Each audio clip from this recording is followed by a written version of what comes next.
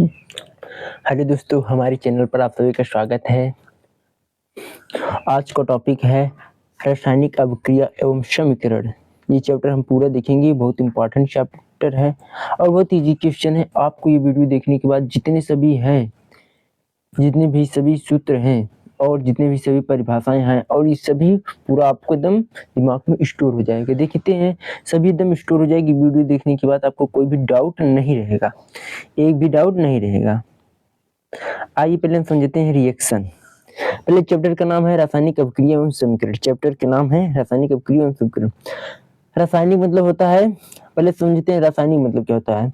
रासायनिक परिवर्तन दो प्रकार के होते हैं, एक भौतिक होता है, एक रासायनिक। रासायनिक परिवर्तन वह परिवर्तन जो एक बार परिवर्तन हो जाने के बाद पुनः अपनी पूर्व अवस्था में नहीं आ जाता, उसे क्या कहते हैं, रासायनिक परिवर्तन कहते हैं। जैसे दूध से दही बनना, ये क्या है, रासायनिक परिवर्तन है।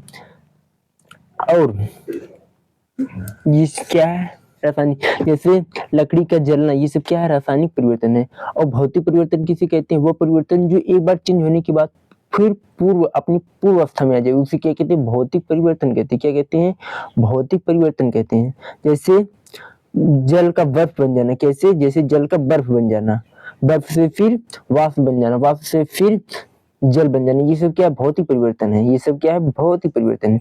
रासायनिक परिवर्तन वह होता है जो एक बार चेंज हो जाने के बाद पूर्वावस्था में नहीं आता, उसे कहते हैं रासायनिक परिवर्तन। और भौतिक परिवर्तन जो एक बार चेंज होने के बाद अपने पूर्वावस्था में आ जाता है, उसे कहते हैं भौतिक परिवर्तन। अब देखेंगे रासायनिक समीकरण क्या है। किसी रासायनिक अभिक्रिया को अभिकर्म कारकों एवं उत्पादों के प्रतीक व सूत्र का प्रयोग करके प्रदर्शित करना क्या कहते हैं, रासायनिक समीकरण कहते हैं। रासायनिक समीकरण किसे कहते हैं, किसी भी अभिक्रिया को, अभिक्रिया जैसे पहले समझ लेते हैं अभिकारक क्या होते हैं। अभिकारक ऐसे तत्व होते हैं जो रासायनिक अभिक्रिया में भाग लेते हैं, उन्हें क्या कहते हैं, अभिकारक कहते हैं। जैसे मान लेते हैं चीनी हो गया और प्लस पानी हो गया, क्या हो गया, पानी हो गया। ये सब क्या अभिकारक है, ये सब क्या है, अभिकारक है। और उत्पाद क्या कहते हैं, उत्पाद ऐसे पदार्थ जो रासायनिक अभिक्रिया के फलस्वरूप जो बनते हैं उसे क्या कहते हैं, उत्पाद कहते हैं। क्या कहते हैं, उत्पाद कहते हैं। ऐसे पदार्थ जो रासायनिक अभिक्रिया में भाग लेते हैं उसे क्या कहते हैं, अभिकारक कहते हैं। जैसे जिंक हो गया, H2SO4 हो गया, ये अभिक्रिया क्या बना, जिंक सल्फेट बनाए और हाइड्रोजन गैस क्या की मुक्त कर दी, ये क्या है, अभिकारक। रासायनिक समीकरण किसे कहते हैं, ऐसे रासायनिक अभिक्रियाएं जिनको अभिकारकों एवं उत्पादों के प्रतीक को सूत्र के द्वारा लिखा जाता है उसे क्या कहते हैं, रासायनिक समीकरण कहते हैं। अभी अभिकारक, रिएक्टेंट और प्रोडक्ट आपको समझ आ गया।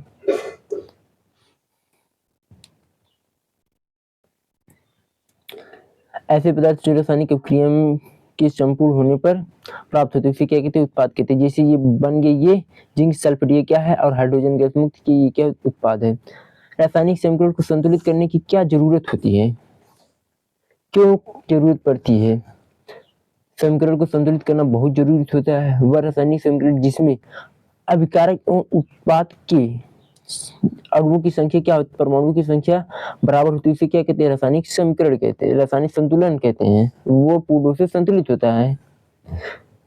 विभिन्न तत्वों के परमाणुओं की संख्या अभिकारक और उत्पाद के पक्षों में समान होते हैं, उसे संतुलित रासायनिक समीकरण ये देखो संतुलित है।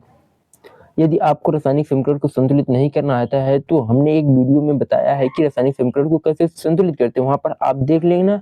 इसका वीडियो को लिंक हमने डिस्क्रिप्शन में दे दिया है, वहां से आप देख लेना कैसे संतुलित करते हैं। ये बहुत इंपॉर्टेंट है, बोर्ड में 1-2 नंबर का क्वेश्चन तो पूछा ही जाता है कि रासायनिक समीकरण को संतुलित, आपको समीकरण देगा, रासायनिक समीकरण दे देगा, उसको संतुलित करते हैं।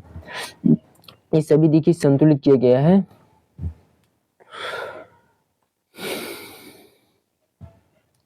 रासायनिक अभिक्रियाओं के प्रकार, अभिक्रियाओं को कितने भागों में बांटा गया है, रासायनिक अभिक्रियाओं को कितने भागों में बांटा गया, रासायनिक अभिक्रियाओं को निम्न भागों में बांटा गया है। पहला है संयोजन अभिक्रिया। संयोजन अभिक्रिया किसे कहते हैं, आपको नाम से रटने की जरूरत नहीं, नाम से पता चल रहा है। संयोजन के कितने नाम है, 3 नाम है।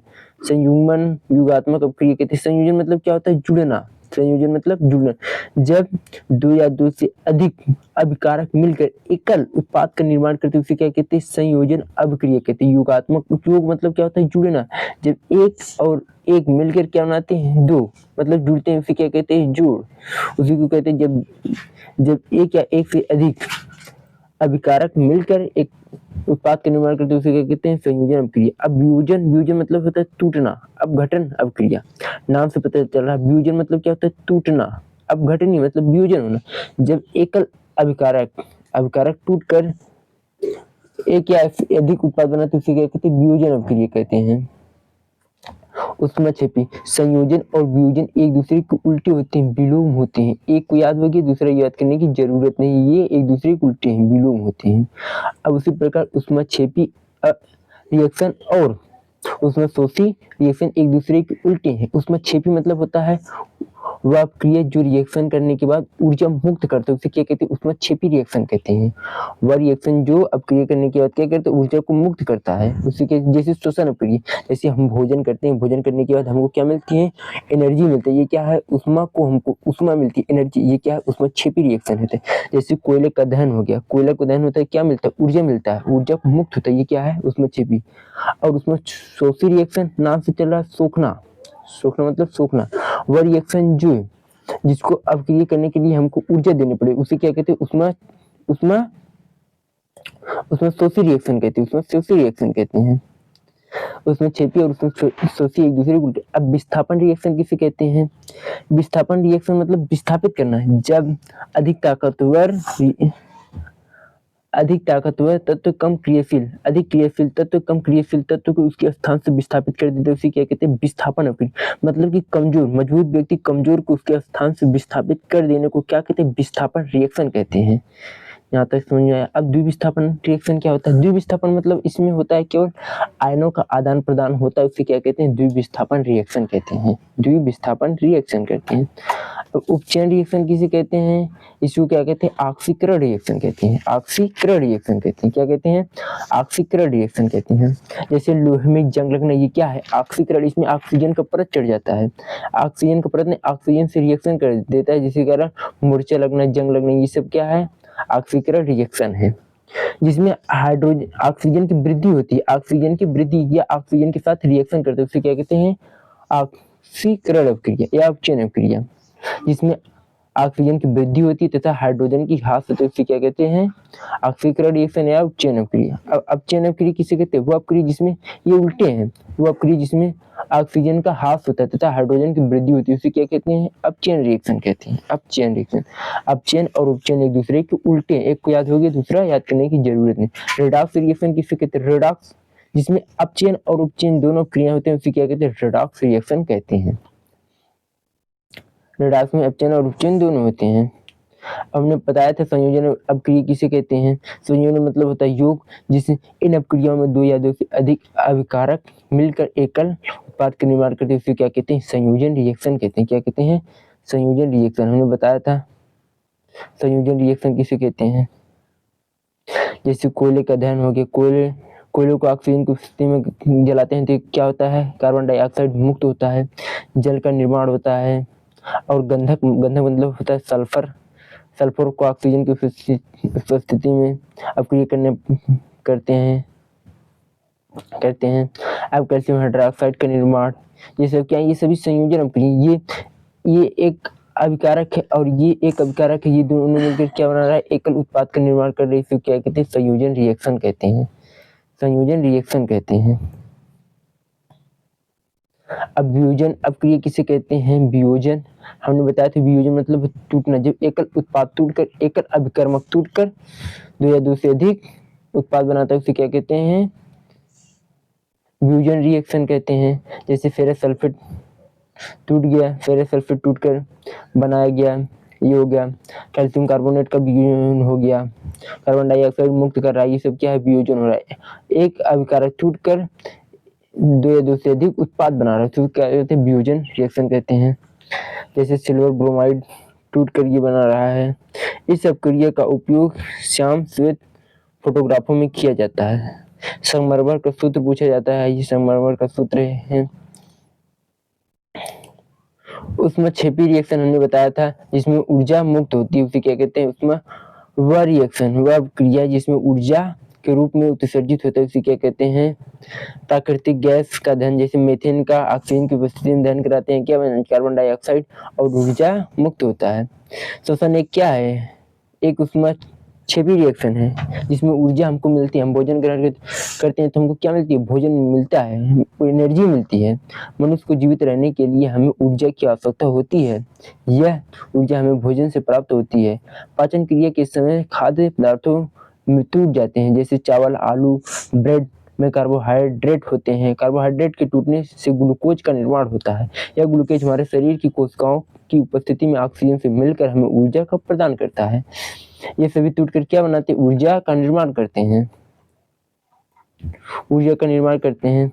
साग सब्जी जैसे हम खेतों में क्या करते हैं, कंपोस्ट खाद का निर्माण करते हैं, गोबरों का इस्तेमाल करते हैं, खाद्य सब्जियों का इस्तेमाल करते हैं। ये सब क्या करते हैं, ऊर्जा रिलीज करते हैं, ऊर्जा मुक्त करते हैं, एनर्जी को मुक्त करते हैं। ये सब क्या है, उसमें छेपी रिएक्शन है, उसमें छेपी रिएक्शन है।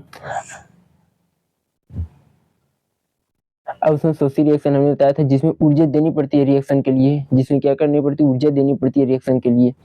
जिन अभिक्रियाओं में ऊर्जा को अवशोषण होता है उन्हें क्या कहते हैं, उसमें सोसी रिएक्शन कहते हैं। जैसे हाइड्रोजन को आयोडीन के साथ ऊर्जा देने पड़ते हैं, क्या बना रहे हैं, रिएक्शन कर रहे हैं। तब नाइट्रोजन का ऑक्सीजन के साथ रिएक्शन कर रहे हैं। ये सब में क्या दे रहे हैं, ऊर्जा देने पर तब रिएक्शन होता है। उसमें क्या कहते हैं, जैसे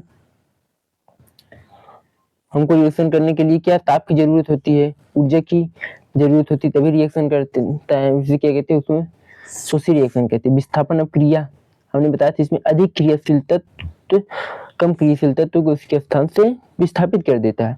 ऐसे अभिक्रियाएं जिनमें किसी यौगिक की अणु किसी एक परमाणु अथवा समूह के स्थान पर कोई दूसरा परमाणु अथवा समूह आ जाता है, उसे क्या कहते हैं, विस्थापन अभिक्रिया कहते हैं।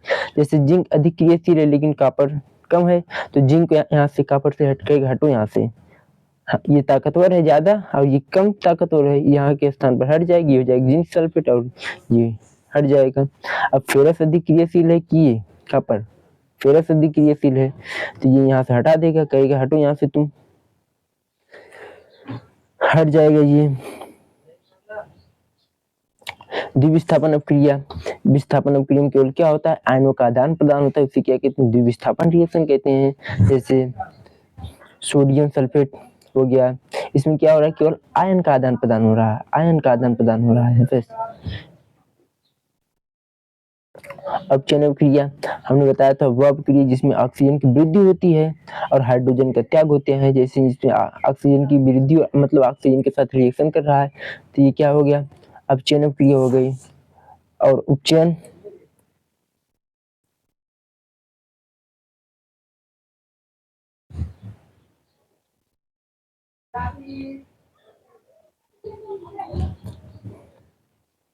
उपचयन रिएक्शन ऐसी रिएक्शन जिसमें हाइड्रोजन की वृद्धि तथा उल्टे होते हैं, ऑक्सीजन का त्याग होता है, उसे क्या कहते हैं, उपचयन अभिक्रिया। जैसे यहाँ पर ऑक्सीजन जुड़ा था, ये हट गया, ये बना दिया जल और हाइड्रोजन जुड़ गया। रेडॉक्स अभिक्रिया, जिन अभिक्रियाओं में उपचयन और अपचयन दोनों रिएक्शन होते हैं उसे क्या कहते हैं, रेडॉक्स रिएक्शन कहते हैं। इसमें अपचयन और उपचयन दोनों मिले होते हैं उसे क्या कहते हैं, रेडॉक्स रिएक्शन कहते हैं। जैसे कॉपर ऑक्साइड और हाइड्रोजन, ये दोनों है हो रहा है। अब दैनिक जीवन में उपचयन का उपयोग क्या, अभिक्रिया के प्रभाव क्या है। उपचयन मतलब होता है ऑक्सीकरण के प्रभाव, दैनिक जीवन में इसका संचारण, इसका उपयोग किसके लिए होता है, संचारण के लिए। जब कोई धातु अपने आसपास अम्ल आर्द्रता आदि के संपर्क में आता है तब ये संचारित हो जाए, इस प्रक्रिया को क्या कहते हैं, संचारण। यदि हम किसी वस्तु को खुले स्थान में रख दे तो क्या होता है, संचार। जैसे लोहे में क्या होता है, यदि हम खुले स्थान पर रख दे जंग लग जाता है, वो संचारित हो जाता है। यदि चांदी तो बहुत कम क्रियाशील होता है, ये रिएक्शन नहीं करता है। सबसे कम अक्री गैस है, अक्री बहुत कम, ये सबसे कम रिएक्शन करता है। जैसे पोटेशियम, ये सभी बहुत स्पीड से रिएक्शन करते हैं, लेकिन सोना चांदी ये सब कम क्रियाशील, रिएक्शन ज्यादा नहीं, बहुत कम। लोहा हो गया, ये सब संचारित हो जाते हैं। चांदी के ऊपर काली परत जम जाती है, तांबे के ऊपर हरी परत चढ़ना, लोहे पर जंग लगना, ये सब क्या हो रहा है, संचारित हो रहे हैं। ये उपचयन के प्रभाव होते हैं। विकृत गंधिता, नाम से पता है, विकृत मतलब होता है खराब होना, विकृत मतलब क्या होता है, खराब होना। गंधिता मतलब होता है गंध मतलब जब खराब गंध आती है उसे क्या कहते हैं, विकृत गंधिता। तेल व वसा के उपचित हो जाने पर ये विकृत गंधित हो जाते हैं। तथा इनकी गंध व स्वाद में परिवर्तन हो जाता है। इसमें प्रतिऑक्सीकारक मिलकर अथवा भोज्य पदार्थों को निर्वादित पत्रों में रखकर अथवा इसमें नाइट्रोजन प्रभावित करके इस प्रक्रिया को रोके। यदि हम किसी वस्तु को, खाद्य सामग्री को खुले स्थान पर रख देते हैं तो क्या हो जाता है, रिएक्शन कर लेते हैं और वो खराब हो जाता है। लेकिन जो कुरकुरे होते हैं, कुरकुरे या पैकेट होते हैं, उसमें नाइट्रोजन गैस भरा जाता है जिससे वो रिएक्शन ना कर पाए, वो ऑक्सीजन से जो होता है संपर्क टूट जाता है और वह वैसे को वैसा बना रहता है। यदि हम किसी वस्तु को खुले स्थान पर रख देंगे तो क्या हो जाएगा, रिएक्शन कर जाएगा, रिएक्शन हो जाएगा।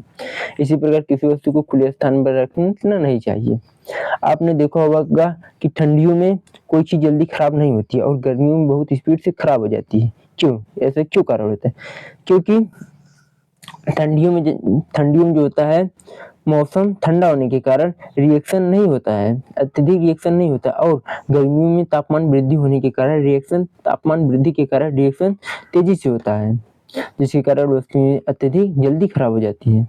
आलू की चिप्स तैलियों में नाइट्रोजन प्रभावित करते हैं, इसे अपचयन होने से बचाया जा सकता है। ये चैप्टर यहीं पर समाप्त हो रहा है। कैसा लगा वीडियो कमेंट में बताएं दोस्तों। चैनल पर पहली बार आए हैं तो सब्सक्राइब करें। मिलते हैं किसी और ऐसे शानदार वीडियो के लिए, तब तक के लिए धन्यवाद।